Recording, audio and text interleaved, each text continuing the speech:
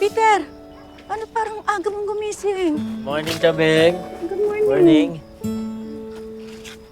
Nakapaglagay na po ako ng mga soft drinks at alak sa ref.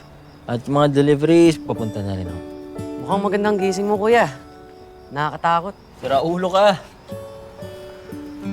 Alam mo, sa ilang araw ko pa lang dito sa atin, ang dami ko nang na-realize. Ang dami ko na rin mga learnings, lalo na po sa inyo, Chabeng.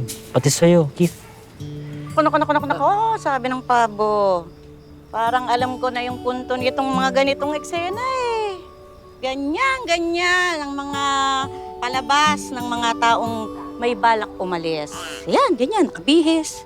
Pero wala pang sapatos, sentimental.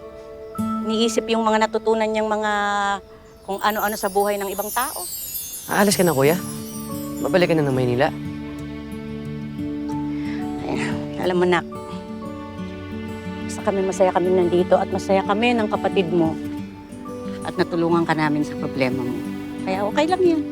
Basta pangako mo sa amin na mag-iingat ka dun sa Maynila, ha? Salamat po, Chabeng. Ikaw, huwag mo kalimutan yung mga pangaral ko sa'yo, ha? Oo naman, kuya. Magiging matyaga ako. Hindi ako susuko sa taong mahal ko.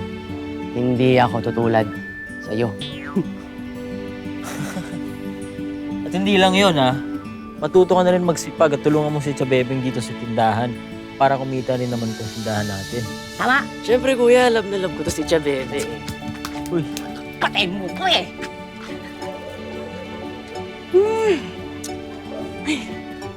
O siya, basta ito na.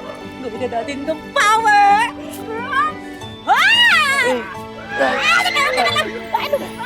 Ay, naku, hindi na talaga ako makakapag-asawa dahil sa inyong dalawa. Kayo pala ang sobra-sobra na! Babae niyo ko!